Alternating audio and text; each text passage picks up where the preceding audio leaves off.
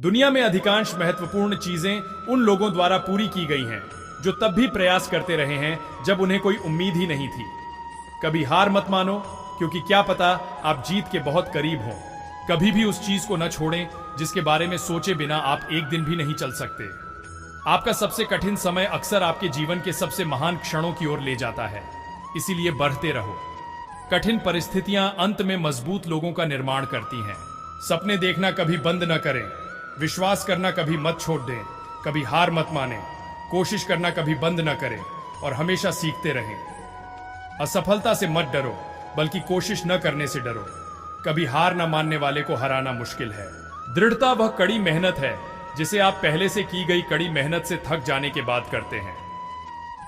हमारी सबसे बड़ी कमजोरी हार मानने में निहित है। सफल होने का सबसे निश्चित तरीका हमेशा सिर्फ एक बार और प्रयास करना है।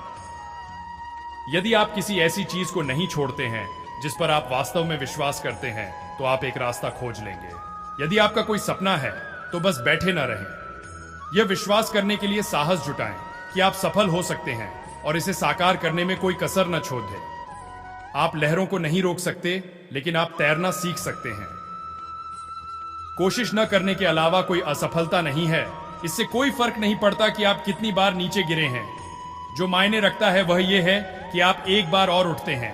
जब भी आप गिरते हैं, जो गिरता है और उठता है वह उस व्यक्ति से अधिक शक्तिशाली होता है जिसने कभी प्रयास नहीं किया। किसी चीज को पूरा करने में लगने वाले समय के डर को अपने करने के रास्ते में न आने दें। वक्त यूं ही गुजर जाएगा। हम उस बीतते समय का सर्वोत्तम संभव उपयोग कर सकते हैं। मजबूत रहो, सकारात्मक रहो और कभी हार मत मानो। रास्ता बदलो, लेकिन हार मत मानो। अगर आपको विश्वास है कि यह काम करेगा तो आपको अवसर दिखाई देंगे। यदि आप मानते हैं कि ऐसा नहीं होगा तो आपको बाधाएं दिखाई देंगी। सफलता रातों रात नहीं मिलती, यह किश्तों में आती है। आज थोड़ा सा मिलता है, कल थोड़ा सा मिलता है और एक दिन पूरा पैकेज मिल जाता है। जिस दिन आप विलंब करते हैं, आप उस दिन की सफलता खो देते हैं। दुनिया की सबसे बड़ी उपलब्धि वे हैं जो हमेशा अपने लक्ष्यों पर केंद्रित रहे हैं और अपने प्रयासों में लगातार रहे हैं। जीवन साइकिल की सवारी करने जैसा है। अपना संतुलन बनाए रखने के लिए अवश्य ही चलते रहना चाहिए। ताकत जीतने से नहीं आती, आपका संघर्ष ही आपकी ताकत का विकास करता है। जब आप कठिनाइयों से गुजरते हैं और आत्मसमर्पण नहीं करने का निर्णय लेते हैं, तो यही सच्ची ताकत बन जाती है। आप तूफान में नृत्य कर सकते हैं। बारिश के पहले खत्म होने की प्रतीक्षा न करें, क्योंकि इसमें बहुत अधिक समय लग सकता है। आप इसे अभी कर सकते हैं। आप कहीं भी हों, आप अभी शुरू कर सकते हैं, इसी क्षण। एक सफल व्यक्ति और दूसरों के बीच का अंतर ताकत की कमी नहीं है, ज्ञान की कमी नहीं है, बल्कि इच्छा शक्ति की कमी है। हमारे जीवन में कुछ सबसे खूबसूरत चीजें हमारी गलतियों से आती हैं। कोई भी हार मान सकता है, दुनिया का यह सबसे आसान काम है। लेकिन जब आप ऐसा नहीं करते तो बाकी सब समझ जाएंगे कि आप अलग हो गए हैं। तो यही असली ताकत है। यह कहानी मधुबन गांव में रहने वाली उस सुमन की है जिसकी उम्र मात्र 12 साल थी। वह कभी स्कूल नहीं गई, फिर भी वह कुछ ऐसा करने का सपना देखती थी जिससे वह पूरी दुनिया में मशहूर हो जाए। सुमन के गांव वाले हमेशा उसे पगली कहते थे, क्योंकि वह कभी स्कूल नहीं गई, फिर भी वह जिंदगी में कुछ बड़ा करने का सपना देखती थी। गांव वाले सुमन के पिताजी पर इस बात को लेकर दबाव बनाते थे कि सुमन पढ़ी लिखी नहीं है, इसीलिए जल्द से जल्द इसकी शादी कर दो, वरना आगे चलकर बहुत मुश्किल होगी। सुमन के पिताजी गांव वालों की बात से पूरी तरह सहमत थे, पर सुमन सहमत नहीं थी। उसे तो शादी नहीं, बल्कि पूरी दुनिया में नाम कमाना था, कुछ ऐसा करना था। गांव वाले सुमन के पिताजी पर इस बात को लेकर दबाव बनाते थे कि सुमन पढ़ी लिखी नहीं है, इसीलिए जल्द से जल्द इसकी शादी कर दो, वरना आगे चलकर बहुत मुश्किल होगी। सुमन के पिताजी गांव वालों की बात से पूरी तरह सहमत थे, पर सुमन सहमत नहीं थी। उसे तो शादी नहीं, बल्कि पूरी दुनिया में नाम कमाना था, कुछ ऐसा करना था। उसे बचपन से चित्र बनाना अच्छा लगता था। शायद यही वह वजह थी कि उसका मन पढ़ने में नहीं लगता था और इस वजह से वह कभी स्कूल ही नहीं गई। उसके पिताजी को उसका चित्र बनाना अच्छा नहीं लगता था। उन्होंने कई बार सुमन के बनाए गए चित्र को आग के हवाले कर दिया था, फिर भी सुमन हार नहीं मानी। वह चित्रकारी करती गई और करती गई। जब सुमन नहीं मानी तो उसके पिताजी ने उसे उसके हाल पर छोड़ दिया था।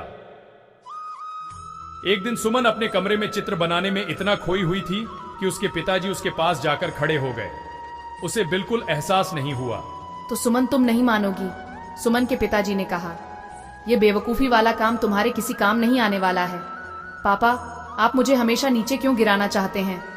सुमन दुखी मन से बोली, मैं जिंदगी में कुछ करना चाहती हूँ, आप मुझे बार बार क्यों रोकते हैं?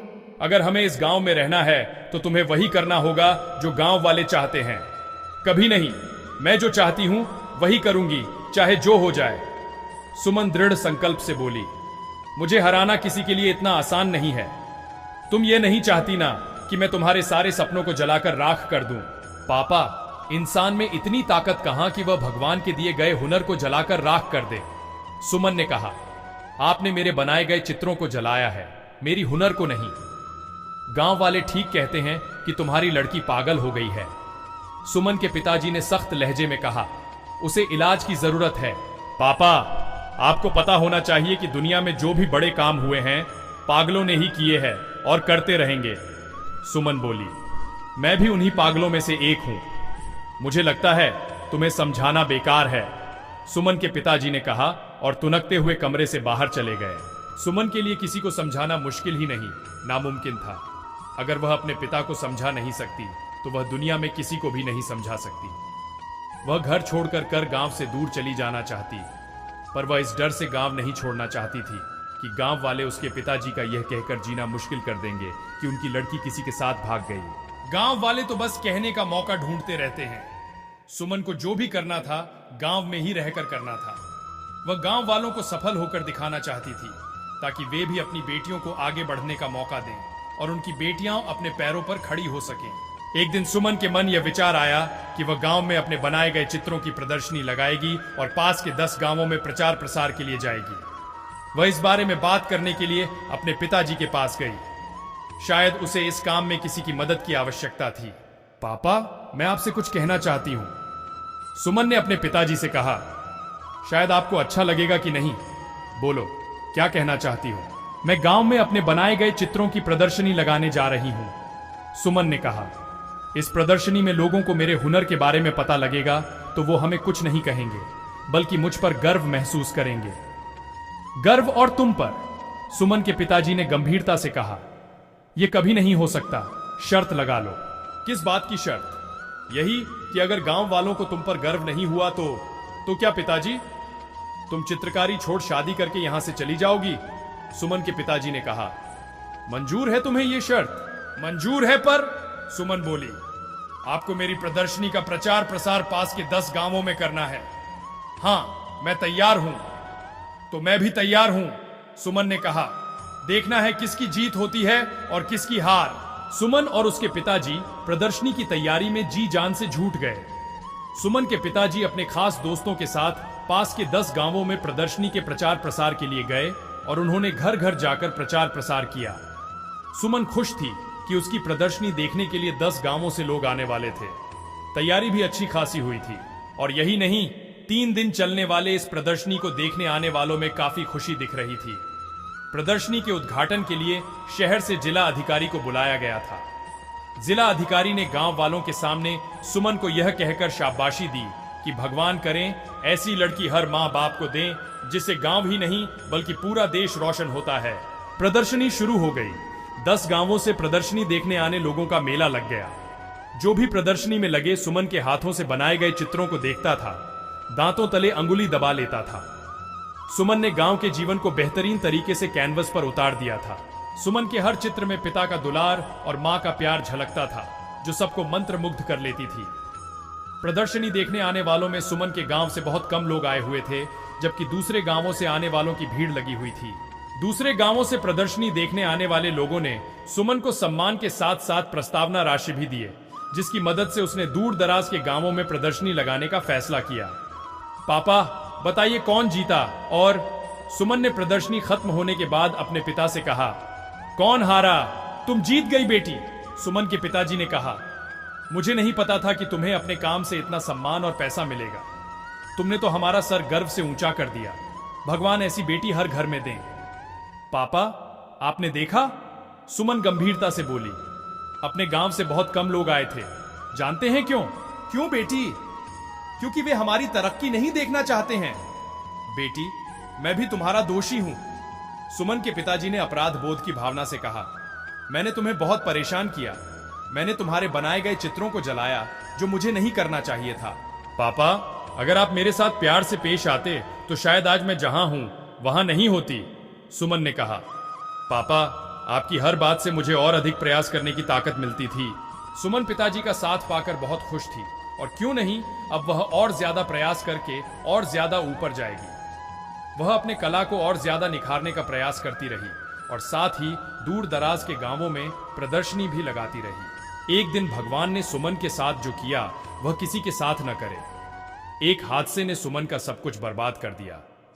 उसके दोनों हाथ चले गए, उसके सारे सपने टूटकर बिखर गए। वह निराश जिंदगी से हारी हुई चुपचाप घर के आंगन में बैठी रहती थी। उसके पिताजी का रो रो कर बुरा हाल था। उनसे अपनी बेटी का दुख नहीं देखा जा रहा था। शायद इसलिए वे उसके सामने बहुत कम आते थे। सुमन खुद को समझाने की पूरी कोशिश करती थी कि उसकी कहानी इतनी आसानी खत्म नहीं होने वाली। अब उसकी लड़ाई ना पापा से है और न ही गांव वालों से। अब उसकी जंग किस्मत से है। अब चाहे जो हो जाए, वह किस्मत को हराकर मानेगी, दुनिया में नाम कमाकर मानेगी। सुमन एक बार फिर नए सिरे से शुरुआत कर दी। इस बार वह हाथ से नहीं बल्कि पैर से चित्र बनाने की कोशिश कर रही थी, जिसे देखकर उसके पिता का दिल पसीज गया। बिटिया, यह क्या कर रही हो? सुमन के पिताजी ने कहा। अब तो मान जाओ। पापा, मैं कभी हार नहीं सकती, सुमन बोली। मेरी कहानी इस तरह से खत्म नहीं हो सकती। क्या तुम्हें लगता है कि तुम इस तरह से अपने सपने को पूरा कर लोगी? पापा, अगर इरादे पक्के हों तो कोई भी काम इस दुनिया में मुश्किल नहीं है, सुमन ने कहा। मेरे से ज्यादा लोग हादसे झेलते हैं, फिर भी कामयाब होते हैं। बेटी, प्रयास करो, मैं हमेशा तुम्हारे साथ हूं, सुमन के पिताजी ने कहा। तुम्हारे प्रयास से तुम्हारी बदकिस्मत भी हार जाएगी। और इस तरह से कई सालों के मेहनत के बाद एक बार फिर सुमन की जिंदगी अपने ट्रैक पर वापस लौट आई। उसके टूटे हुए सपने एक एक कर जुड़ने लगे थे। वह गांव से लेकर शहर तक अपनी चित्रकारी के लिए मशहूर होने लगी थी। जो गांव वाले सुमन की तरक्की से जलते थे, हादसे के बाद से उसके लिए दुआ करने लगे थे, भगवान भी उसके प्रयास के सामने हार गए। वो सुमन को वह देने के लिए मजबूर हो गए जिसकी वह हकदार थी, पूरी दुनिया में नाम कमाने का मौका। एक दिन था, सुमन ने खुद से कहा, लोग मेरे खिलाफ थे, यहां तक कि मेरे पिताजी भी नहीं चाहते कि मैं अपना नाम बनाऊं। मेरी पहली प्रदर्शनी ने मेरे पिताजी की आंखें खोल दी कि उनकी बिटिया भी कुछ कर सकती है। बहरहाल, एक हादसे ने मेरा सब कुछ बर्बाद कर दिया। मेरे दोनों हाथ चले गए। मैं टूट चुकी थी। मुझे नहीं लगा था कि अब मैं कुछ कर पाऊंगी, पर मुझ में कहीं ना कहीं वह चिंगारी थी जो मुझे एक बार फिर आग बनने का मौका दिया।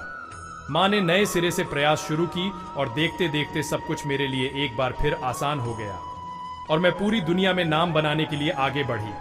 हादसों में आदमी मरता है, पर उसके जज्बात जिंदा रहते हैं। एक प्रयास से सब कुछ बर्बाद होने से बच जाता है। आदमी तब तक खत्म नहीं होता जब तक उसके हौसलों में जान होती है। यही वे हौसले हैं जिससे सपनों को पहचान मिलती है।